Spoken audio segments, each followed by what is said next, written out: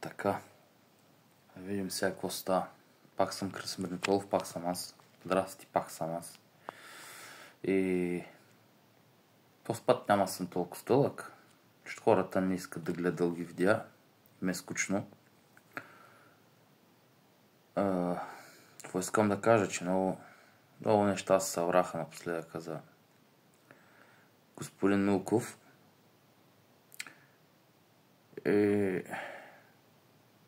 Просто искам да кажа и да изразя моето мнение защо аз подкрепям Милков този път, когато беше затворен неправомерно. Що го подкрепям? Що ли? Сега ще ви кажа. Само малко да пия сока. Защото Войчо ми преди 26 години искаше да направи малък бизнес. 26, даже 27, ще излъжа. Ама там е 26 години. Точно преди Косовската война. Войчо ми имаше между двете, между Косовската война и там босненските войни, босненския конфликта в Харватия, 91, 92, 94 година, бяха сложили ембарго на Сърбия. Виж сега, слушай хубаво, какво става тук. Войчо ми, какво искаше да прави? Купуваше такива дефицитни стоки, дето ги трудно се намират в Сърбия. Ама то какви да взема? Той взема по две турбихо човека взема. Той няма пари, то тогава 96-7 година, както всички знаят, беше виненовата зима, хиперинфлацията. Аз бях на 8-9 години съм бил. Точно тъй, така. Как спомням. И тръгна да купува от това от Видин. Такива стоки малки. Някаква отварачка, нещо друго, дранкулки, тем подобни. Кухненски посуда и тем подобни. И да ги продава в Сърбия. Служи всяко става. Човека се дигна от Източна България, Чуменския край. И там живеехме тогава.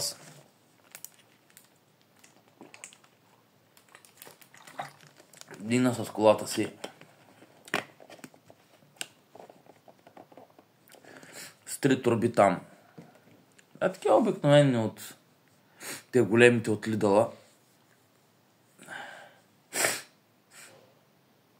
Началото почна да се прави търговийка. Правиш по 100-150 марки. 2 пъти отиде, 3, 4, 5, 6 пъти отиде той. Върти бизнес човека. Почна да прави. Почна малко. 3 турби станаха 4, 4 станаха 5. Направи си пазарче там. Не пазарче, направи си сергийка направо малка. За HR. На пазара. Почна да продава. Първия месец добре. Втория месец добре. Третия месец. Какво става? Фащат го нашите видинските ченгета. Тарикатите, големите. Фащат го. Човек сега какво става? Затварят го тъй, защото не им е дал пари. Всеки трябва да е по 100 марки, реши. Защото тогава с България и там пари, и при нас пари няма. Лоша работа. Фащат го. Бой. Още бой. Бият го по стъпалата на това на краката. Бият го в краката, да не си личи. По лицето няма нищо.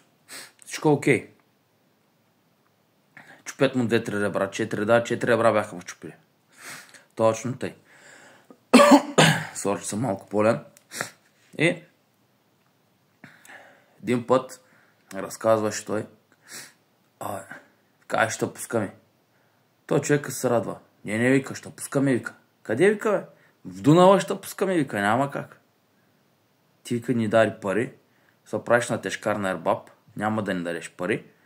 Ще пуснем, вика, в Дунава, бе. Пускат го нашия в Дунава с вериги, вързан. Държат го там 30 секунди, една минута там, дави се, орден прави тъй, човека не може да диша. Течението на Дунава там сериозно. Най-голямата, една от най-големите реки, освен да изключим Волга в Европа, изобщо. И един път, тъй втори път, трети път, четвърти път, пети път. Всеки ден по 2-3 пъти го дават. Държат го максимално определен срок, в който може да държи полицията и да не ти бъде предявено някакво обвинение. И няма кой да правят, пускат го. Пускат го. Съсетни сили. Той в пари в себе си е мало там, колко съм останали, не знам. Пускат го. Човека бяга в Сърбия пак. Бяга в Сърбия. Някакво село. Пада вече изнемощял. Някакъв дядка го намира. Дядка. Към момче. Тук при мен идваш. Разказвам какво става. Войчо ми. Не, вика. България няма. Няма да се прибърш още. Що, бе? Ти не може да ходиш. Ти вика не можеш да кашляш. Като кашляш, вика ти не можеш да поемеш въздух. Айде, ставай тук ти. Ставай тук при мене. Ама трябва да ти платя. Какво ще ми плащаш, вика ти лут ли си? Няма да плащаш такива пари. Тук не се плаща. Тук не е България, вика. Сърбия. Няма проблем. Дядката го взема. Гледа го. Извара му дава да яде. Тук ребрата му в овчи кожи. Целия са повива овчи кожи. Какво беше още? Месец и половина си поседя човека в Сърбия. Така. И върна се човека от Сърбия и във Видин не е стъпвал. Не е стъпвал от 96-та година. От 96-та. Какво искам да кажа, ли? Тъй замина и Милков. При него обаче му скълпиха обвинения. Обвинението е до 5 години. И ще лежи. На 23 декември ще правите пак някакъв протест. Няма стане нищо. Той замина. Той замина от 1 до 5 години. Ако са добри, не ми се вярва да са добри съдиите, ще го паткат за 5 години. Въобще не си мислете, че няма да го опаткат. Зато и го поддържам. Защото майка ми беше отишла в полицията да пита, какво става с моя Анчо, с моя брат, какво става, бе? Ката, бе, Пепи, какво да ти кажем? Не знаем и ни. Ето е. Не знаем и ни. Те са го сдържали. Дори не са дали бюлетина, че е задържан. Задържан не е. Така са го задържали. Така са го сдържали. Не е бил задържан. Представете си. Наглост на българската полиция. Окей, при 26 години няма. 26 години няма. Същата полиция. Да мисля, че нещо са... Да мисля някой, че нещо са променили полицаите, брат. Същите мекерета са останали. Същите. Никой не може да обиди в друго, че българската полиция напази. Да. Пази 5-10 човека, 20 човека в един град, защото имат парички. Правят си плащанета къде трябва, те с хора. Много добре ги знаем. И другите, айде. Сгазиш малко лука, айде.